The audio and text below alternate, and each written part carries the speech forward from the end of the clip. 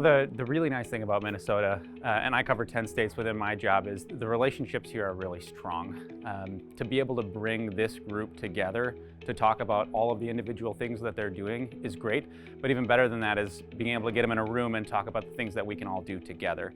Golf's in an incredibly prosperous time right now. The game is as strong as it's ever been, and we want to make sure that we bring the leaders like this and what we've done today together to make sure that we keep golf going for the next 50 and 100 years. So a lot of opportunities that this group has in terms of challenges or successes that we can build upon together. Yeah, it was eye-opening for me today, quite honestly. You know, I mentioned that we have two groups of golf fans: the core golf fan, which many of the in the room were today, and then the golf curious. But I feel like where we need to get better is with that core golf fan, and these organizations and the leaders that were here lead many of those core golfers. So for me, it was just great to hear how they're trying to grow their individual organization and how we can, more importantly, I think, help one another. We believe that any of our long-term successes will need to be accomplished together. Superintendents on their own can't do it. We need the support of all our allied associations to address these issues and make sure that golf has a successful future, and to make sure that we all have a voice in that conversation.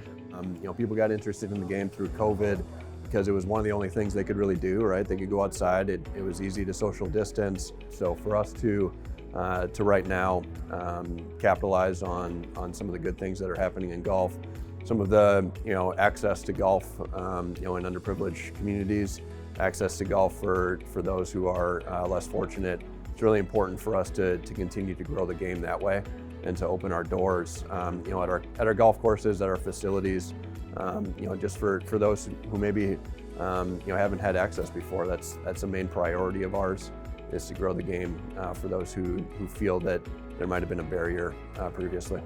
USGA has put a significant amount of time and resources towards the Adaptive Open. And you look at the Adaptive Open in and of itself, a massive success in its first couple of years, but what we've seen from that has been even more impactful. We now have dozens of AGAs across the country that are interested and or already started their own adaptive championships. So where we touch a very small group of individuals playing at a national championship, now we're seeing those championship level events for those individuals across the country. So that kind of spider web effect that you're seeing, and even a meeting like today where we're gonna learn what's happening here in adaptive golf in the state. There's pockets of things that are happening. There's great things that are already taking place. But similar to the theme that you saw in the morning, what can we do together? What can we do? I mean, are there programs that need financing? Are there programs that need education and leadership or equipment, whatever it might be? How does everybody in that room continue to push that forward, but doing it together? I think that was the spirit of today, was just how can we be for each other, understand the 2 to 3 main points they're trying to accomplish in 2024, and come alongside one another. And so as the 3M Open, the PGA Tour golf tournament that's here, we want everybody. We have 252 acres to have as many people come to our tournament as possible, and so many folks in the room here gave so many great ideas today. Every industry, no matter what it is going to face challenges. If you can do something together, when you can bring all of the experts together, so you look at the superintendents on the turf grass side, and you have the MGA on the amateur golf side, handicaps, rules, things of that nature. When you put all of that collective expertise together, the voice is so much stronger. Whether you're talking to legislators, whether you're talking to golf courses, whatever it might be, it's much stronger together than it is apart. And each group in the room plays its own role. They each have their areas of expertise, they each have their circles of influence, and when you combined all of that, you have one really powerful entity.